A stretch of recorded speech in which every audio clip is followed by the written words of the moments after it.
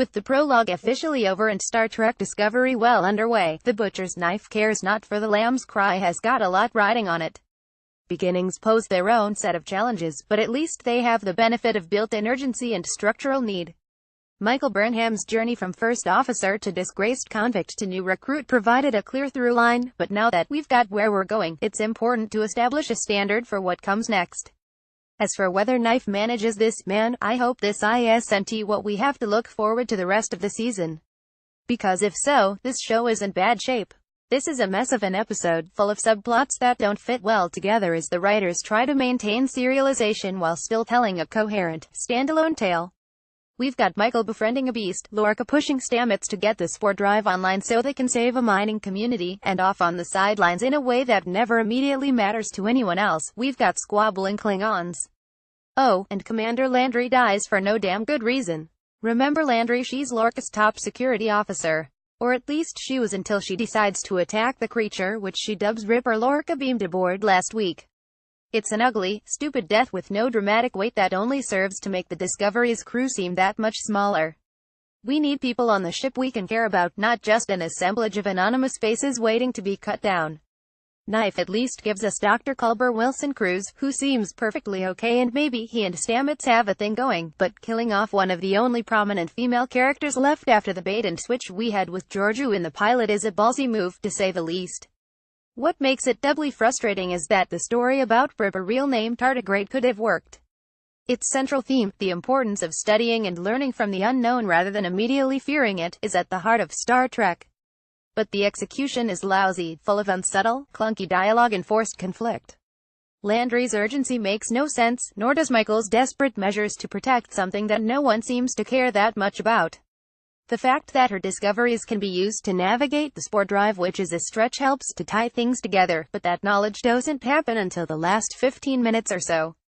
Before then, we have people rushing and shouting at each other solely because if they didn't, there wouldn't be any conflict at all. Yes, Lorca is clearly a man who demands results. But most of Lorca's time in Knife is spent worrying about a Klingon attack on mining colony. He needs the spore drive up and running so he can save the miners, but Stamets isn't ready for longer jumps. Which, again, could have been a fine story on its own, with a ticking clock and high stakes. Corvan 2 provides the Federation with 40% of its dilithium. Maybe they should have guarded it better, but it's reduced here to its barest, corniest elements. There is literally a scene post-rescue where a little girl looks up into the stars and asks who saved them, just in case you needed a button on the moment. The problem here isn't bad ideas, exactly, it's bad structure, and the mistaken idea that in order for an episode to hold our interest, everything needs to happen in a rush. In a more thoughtful hour, there would have been time for to watch Michael come around on the creature she was studying, for her to discover the situation was more complicated, and then for that discovery to war against her need to produce something useful. Instead, she just decides out of the gate that the aggressive killer beast is actually not that aggressive at all. It's like what someone who doesn't really understand science would think. Science is like deciding on a hypothesis, and then ignoring contradictory evidence until that hypothesis is proven correct. Of course she is proven correct, and of course the creature turns out to be incredibly useful, but that doesn't excuse the bad character work that brings us to those final scenes. Little in the first 3 episodes of the show promised subtlety, but at least those episodes were well-paced and built to conflict in a way that made sense. The big exception, Michael's snap decision to neck-pinch her captain, worked because it was supposed to be a shock. Here we have a script that's been pared down almost into an outline, and it robs the episode of any nuance or texture beyond the most basic talking points. Maybe this wouldn't have been a problem if we didn't have to pause every act to check in on the Klingons.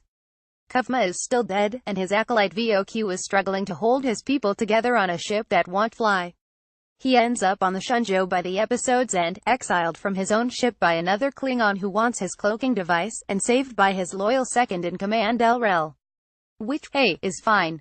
It's totally fine. The Klingons are clearly going to be an important part of the season, and Vox's path will surely intersect with Michael's again someday. But spending the time here on a story thread that has nothing immediately to do with anyone on the Discovery is the worst kind of serialization, robbing each individual plot of the time it needed to breathe. It doesn't help that all the Klingon scenes are still in Klingon. While I respect the show's efforts at authenticity, Klingon is a very slow language to speak, which adds even further insult to injury. Is there still hope? Probably.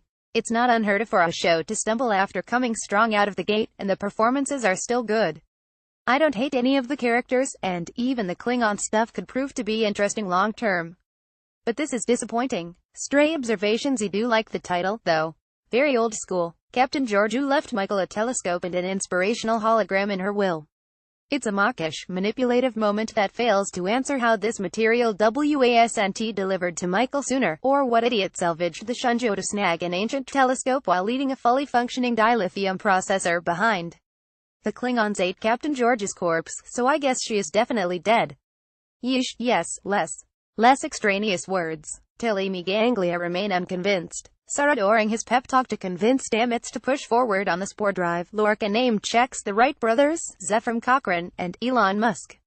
Okay, Michael lying to Saru to test out his death-sensing reaction to the creature accomplishes nothing beyond making Saru dislike her more. Another odd character choice that might have made sense, given better context. You'll fit in perfectly with Captain Lorca is a good burn, though.